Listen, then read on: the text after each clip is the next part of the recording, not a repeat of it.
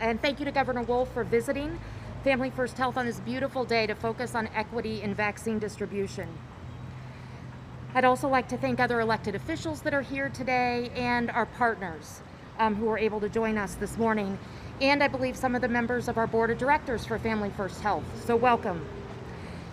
It's our collective work over the past 12 months that allows us to stand here in this hopeful place today. There is light at the end of the tunnel. I'm Jenny Englerth, and I'm the President and CEO of Family First Health, a federally qualified community health center with a mission at our core to simply improve lives. For over 50 years, our team has brought the mission to life by delivering medical, dental, behavioral health, and community health services to the most vulnerable people in our community. When designing with that population front and center, the result is healthcare that is accessible and affordable to all of us. Today, we're focusing our attention on the distribution of the vaccine for COVID-19, but I have to pause and place today's conversation in a larger context. At Family First Health, we understand that historically the deck has been stacked against our patients and the communities that we serve, particularly Black and Brown community members. Breaking down barriers around transportation, insurance and affordability, environmental health risks, and many untreated health problems were our focus long before COVID-19 emerged. While we did not recognize it, the systems and relationships that we have built over 50 years prepared us to provide clarity even when there was no certainty throughout the pandemic. Fundamental components like a sliding fee scale, site locations in the neediest geographies across our region, and recruitment of staff from communities that we serve have been building blocks for our ongoing response to this pandemic. Now, through support and partnership with the Pennsylvania Department of Health, directed by the dedication of Governor Wolf to the health of all Pennsylvanians, we are bringing hope in the form of vaccines to our patients and their communities. From our perspective, it's only right that those who have been in the front line, essential workers from our team who did not miss a beat in their dedication to patients over the past 12 months, and our patients who have been keeping the larger community fed and cared for, to have access to vaccine that has been designed with them in mind. To date, Family First Health has provided at least one dose of vaccine for 43% of our patients over 65. And in the overall 1A group, which is about 8,300 people for us, 7% have received at least one dose. 16% of our overall allotment of vaccine to date has been provided to community members in the 1A group as well. And we're just getting started. Tomorrow, we'll launch what's become known internally as March Madness. I was telling the governor that's a pretty funny naming because we're the least sports-oriented workplace, but it's working for us. Each Friday, beginning tomorrow, we'll devote our entire facility in York City to vaccination distribution. 200 to 300 individuals each week in these weekly events will be able to receive vaccine in a place that's comfortable and designed for their needs, while continuing to allow us to meet the primary care needs of our patients throughout the week. In addition, in York City on March 23rd, we'll be launching a collaborative vaccination effort in our facility that will provide an additional 350 doses to York City residents each week. This collaboration between Family First Health, the City of York Bureau of Health, WellSpan Health, and York County will significantly increase vaccine access in a trusted and known environment. Clearly, these important efforts are pieces of a larger puzzle. Our partners like WellSpan Health offering max vaccination sites and developing and deploying other precision efforts are all essential in the support of the governor's goal, really our shared goal, in protecting lives and livelihoods and restoring the routines we all miss so much. On an important parallel track, we are working to address vaccine hesitancy. Designing easy access to the vaccine and information is one way we are approaching building confidence. In addition, we're matching our healthcare providers directly with community members to answer questions. Earlier this week, we launched a new series called Let's Talk Health. This Q&A-driven, informal format supports candid, community-driven conversations. We're grateful to the York NAACP and our group of key community influencers and our internal lead, Anika Jackson, who I think is here today, for helping to shape and drive this format, and we look forward to many more sessions. In closing, I'd like to thank Governor Wolf, the Pennsylvania Department of Health, our partners, and the entire Family First Health team. If I could recognize each and every one of them behind me and across our region by name, I would. They've been incredible assets, partners, and really unsung heroes throughout the past year. We've all traveled through much uncertainty together over the past year, but by focusing on clarity and message and thought, we stand here today. We acknowledge and grieve the losses, and we celebrate the accomplishments, again together. It's with great privilege that I introduce Dr. Aslin Go, the VP of Medical Services for Family First Health. Dr. Go has delivered high-quality care to the residents of the city of York for 22 years. She's certainly an unsung hero and one that I'm proud to work with every single day for a few comments from her perspective.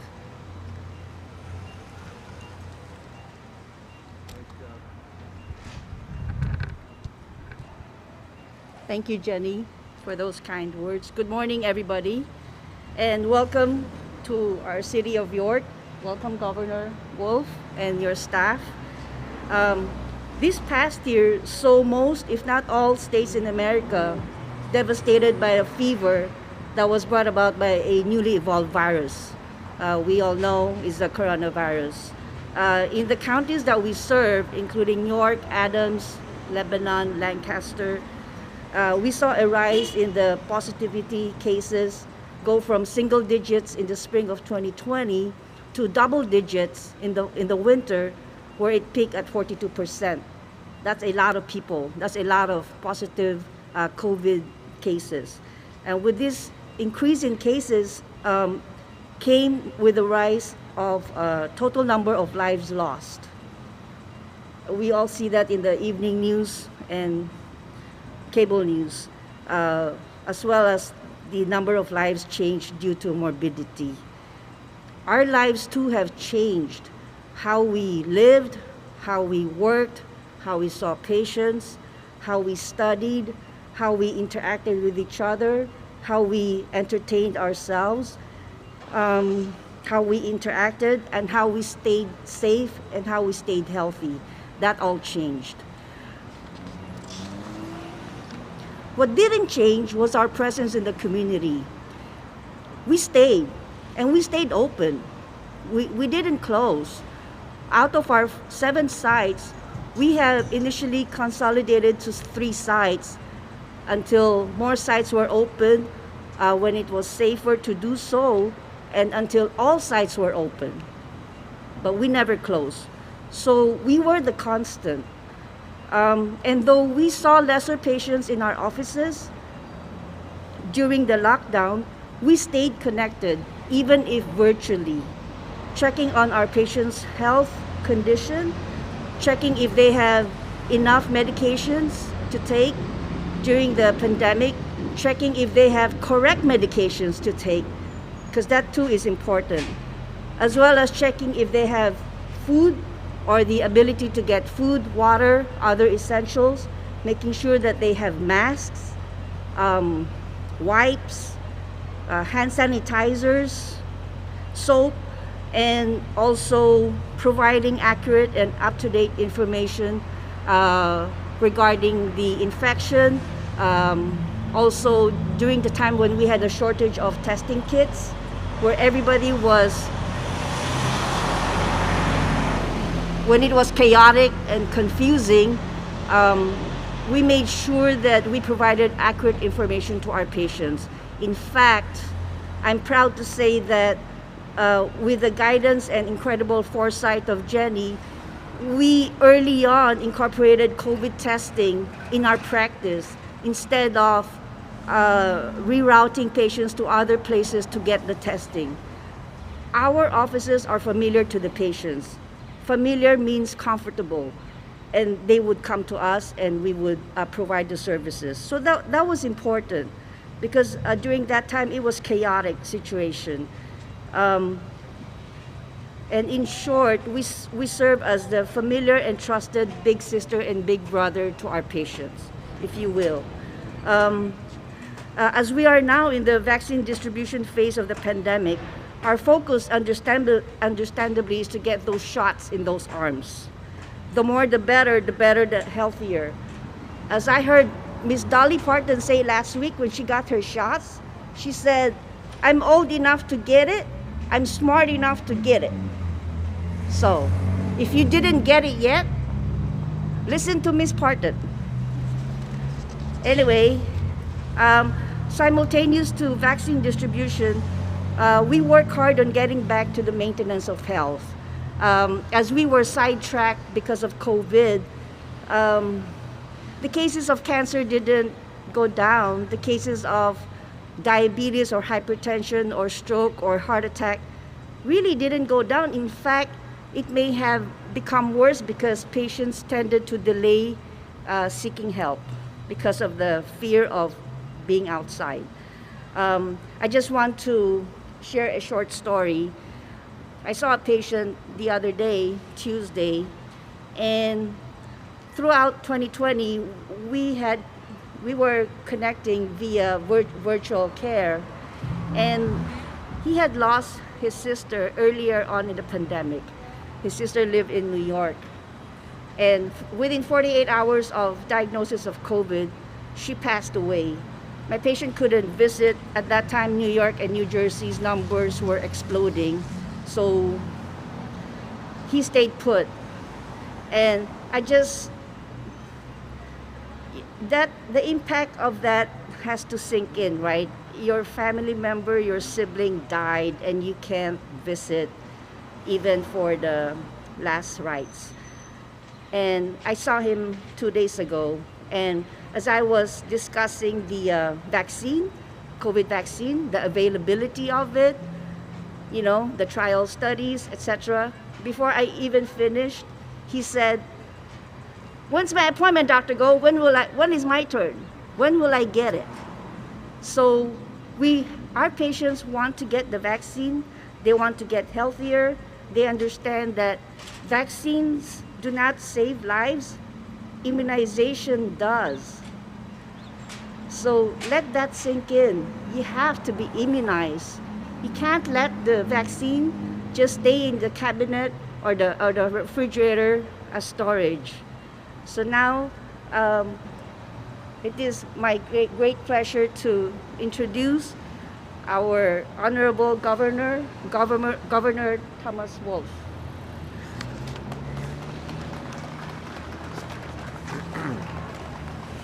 Thank you, Dr. Go, and thank you, Jenny, and thank you for the tour across the street. Thank you for everything that you're doing. I want to say, well, thank you for being here, Commissioner Hope. It's good to have you. And I always used to say this, I'm from York County, but every time I get a chance like this, I say, for those of you who are from out of town, the weather is always this nice in York County. Okay. That's so funny. Anyway, it's great to be here. It's great to be home. To begin with, again, I want to say thanks to the Family First Health for all of the hard work that you do. It's really an amazing thing. We've had to set up the vaccine. This is a work in progress, and they're doing a phenomenal job, and so is WellSpan. I want to thank WellSpan for the good work they're doing. Family First Health, of course, is a federally qualified health center, better known as FQHC, and they're doing a really amazing job in terms of getting the vaccines to populations who are hard to reach and who may not be first in line typically to get things like the vaccines. And we actually need this. The federal government and the state government really are focused on trying to make sure that our rollout of this vaccine is done quickly, but also fairly. And that is both of those obviously are real challenges. We need to do a better job in both areas, but in both areas, our partners here in New York are doing an amazing job. The staff here and do a whole lot, as both Jenny and Dr. Go said, to take care of their patients, their neighbors, and support the vulnerable populations in this community. We've begun to receive more vaccine over the past few weeks. We have expanded that rollout. We're reaching more and more Pennsylvanians. But it's clear, as you all know, we're receiving a lot fewer vaccines than we need. Just this week, the number of vaccines applied for is double. The first doses is double what we actually received. We received requests for about 400,000 doses, and we have about 200,000, a little over 200,000 doses. So we still have work to do. I got to say the federal government is doing a better and better job each week in increasing the supply, but we're still not at the point where supply and demand are equal. Still, we've made great strides, the federal government has, in vaccinating healthcare workers, as well as staff and residents of long-term care facilities, skilled nursing homes, and other types of congregate care facilities, and of course those 65 and older. We also started vaccinating child care workers and teachers. And to date, Pennsylvania has administered more than 3 million doses of the COVID-19 vaccine. That's first and second doses, and now the 1-dose Johnson & Johnson vaccine. Our priority is to work through all the groups in 1A as quickly as possible so that the most vulnerable parts of the population will be protected from COVID-19. And our federally qualified health centers, including Family First, have played a big part ensuring that the people who need them the most get them earliest. Family First is a great example of how federally qualified health centers and local providers can serve vulnerable populations and actually improve our equity, the equity in terms of getting this vaccine out. You've already heard from Jenny and Dr. Go how Family First approach to vaccine has evolved and changed over time. From the early days when they received only a small number of doses at a time, I mean, they're still receiving too few, but they're receiving more than they did, to their ability now to transition to have full-day vaccine clinic every Friday and serve up to 300 each week. This is really important stuff. This is exactly how the vaccine rollout is going all across the Commonwealth. As we learn more, we make our processes better, and we do a better job. And as we receive more vaccine, we have the resources to expand the rollout and give Pennsylvanians the vaccinations they need. Again, supply is the chief constraint. The process we need to make better and better. We need to do both of these things. We need to have more supply. We need to keep getting better and better at what we're doing. I'm grateful to all of our vaccine providers for their dedication to protecting their communities, but we all acknowledge that our work is far from done.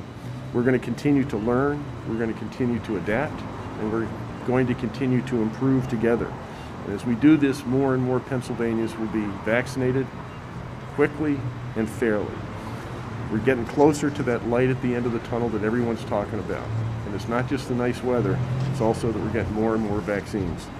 Now we'll open it up for questions. Thank you.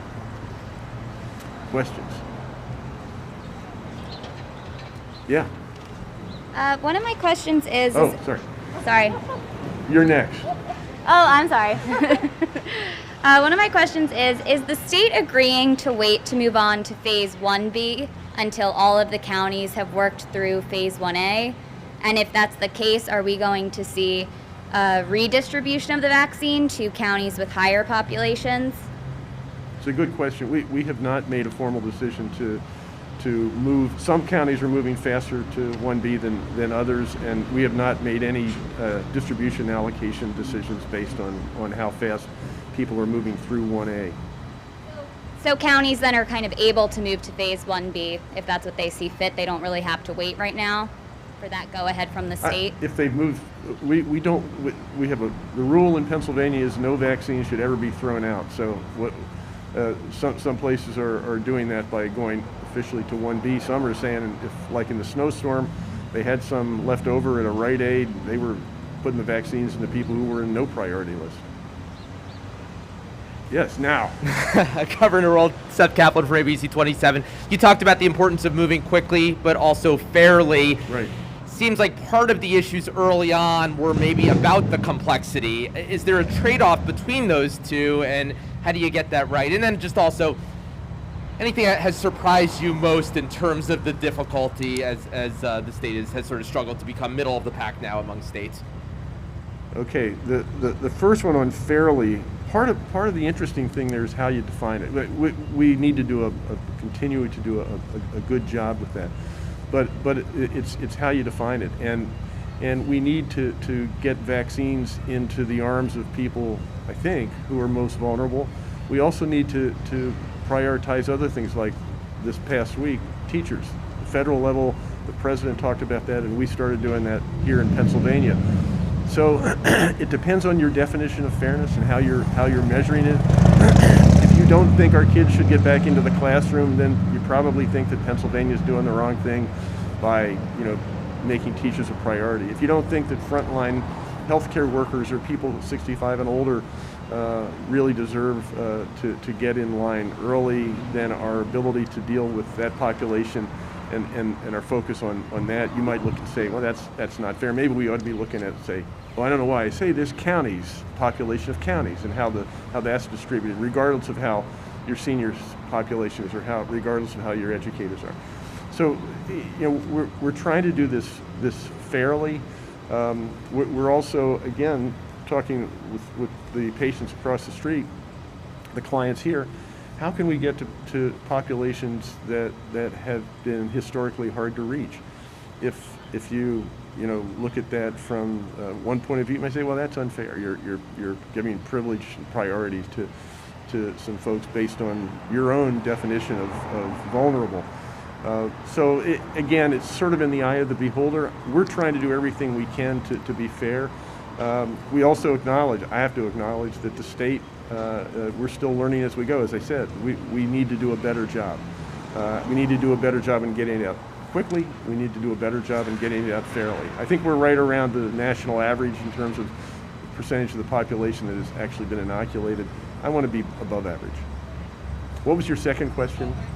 Related to that, what has surprised you most? Like, had you known this thing first, you would have done something differently in terms of lessons learned? I'm trying to think of something that hasn't surprised me. This whole thing has been a brand new experience, I think, for everybody. And we were talking a little bit about, what have we need to make sure we've learned lessons here, because this won't be the last pandemic, I don't think, that we'll face. And so we have to make sure that we have learned lessons. But I think some of the things that we've learned is we need to prepare for them better. I think we need to have better intelligence as to what's coming and when it's coming and what it looks like. I think we've learned that stuff like Operation Warp Speed really makes it, using the Defense Production Act to create vaccines quickly. That was a great thing. We need to learn how to make sure that we roll these things out faster, more fairly, these are things that, these are works in progress. We're learning new things each and every day. Again, the goal for Pennsylvania is to be way above average, not to be average or anywhere close to average, to be above average. So we still have a lot of learning to do. So I guess I'm surprised every day by something new that I didn't think about, that the Department of Health didn't think about, that we didn't think about at the local level. And so I'm constantly surprised. I'm trying to think of, again, anything that hasn't been surprising in this. Any other questions? Yes.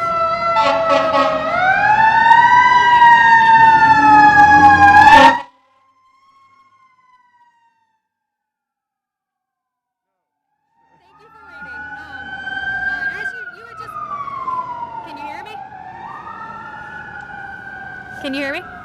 Yeah, wasn't that a yes or no question? Yes. Oh, okay. You were just talking about the national average, and there is a report, a website that Johns Hopkins puts out that puts Pennsylvania kind of in the bottom tier of how quickly we're fully vaccinating people. Are you aware of that report, and can you tell us anything that's going to come down the pike, so to speak, to get it out faster? Yeah.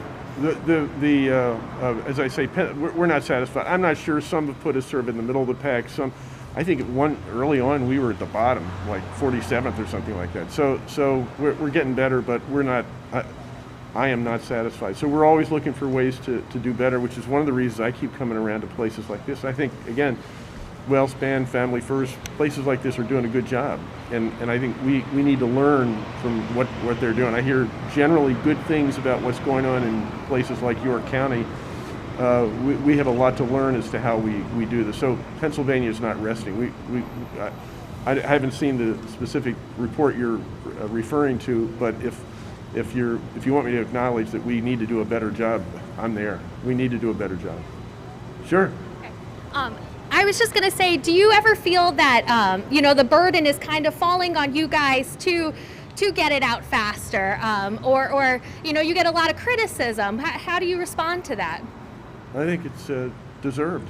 And I think, again, in any system, if all you do is listen to and hear what you want to hear, you're not going to get any better. So I appreciate the criticism. I appreciate the folks saying, you can do a better job, and I agree with that. And in a lot of cases, and some cases I don't agree, but I mean, most cases I do, in terms of the general proposition, you need to do better, that's true.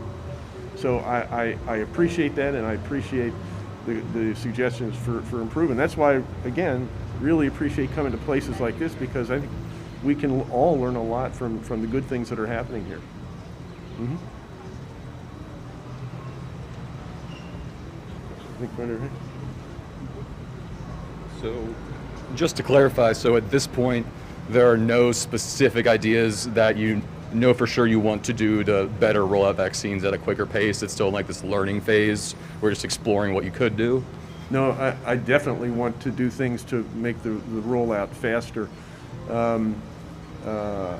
want to do a better job. I just don't know. I don't have a whole list of specific things. We keep trying new things every day, and we'll keep trying that. We have, as you know, a bipartisan vaccine rollout task force that meets at least twice a week, and we have meetings between the scheduled ones, and so that continues to have another meeting this afternoon, and we're always looking for ways to do a better job. So I can't say that I have identified the one magic thing that's going to make things just immediately get better, but we keep looking, and I think we have gotten better as we've moved up on the list. We'll keep working to move up. We have not rested on that, and again, we're all constrained. Even if we did a perfect job, which we are not, but even if we did a perfect job, we're all constrained by the fact that we still don't have enough vaccine. All right, thank you very much, everybody.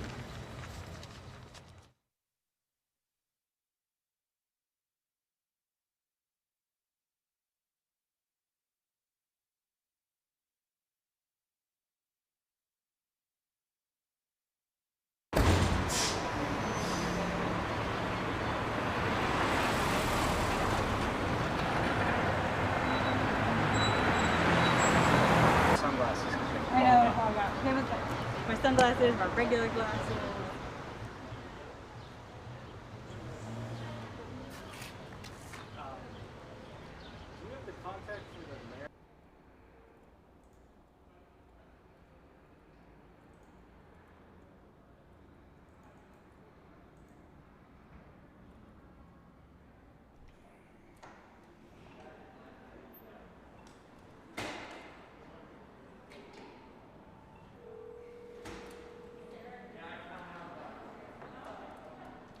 Of sites and events, particularly for low-income residents who are managing multiple jobs and not necessarily in a friendly environment to say, I'm going to take the action. And then the remaining days of the week, this site will be used. We'll have about capacity for about 350 vaccines for city residents other days of the week. So, and that's a partnership, which has been a really case that we're really able to tailor the services to low-income city residents. So a place hopefully they know and trust. Folks, we have majority Spanish-speaking folks who will be involved in the flow. We also have, so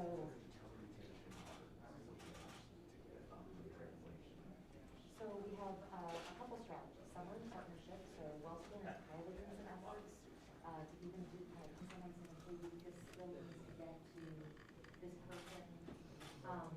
So piloting some efforts, and then also really outreaching to our patients. So what we've done from the beginning is healthcare coordinators and interested even before we had access, calling and kind of finding a conversation.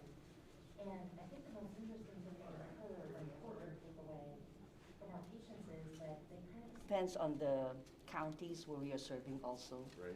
So, but that is also an evolving science. Changes because there are fewer and fewer. Yes. I guess that 3 is going to get less. To the others that we don't see in our offices, maybe the migrant, the refugees, because you have to take care of the entire communities. You can't just take care of one portion Right. of the population. It doesn't work that way. The virus does it is this doesn't discriminate. But we learned an awful lot about how we can do better for communities that deserve more focus in our healthcare system.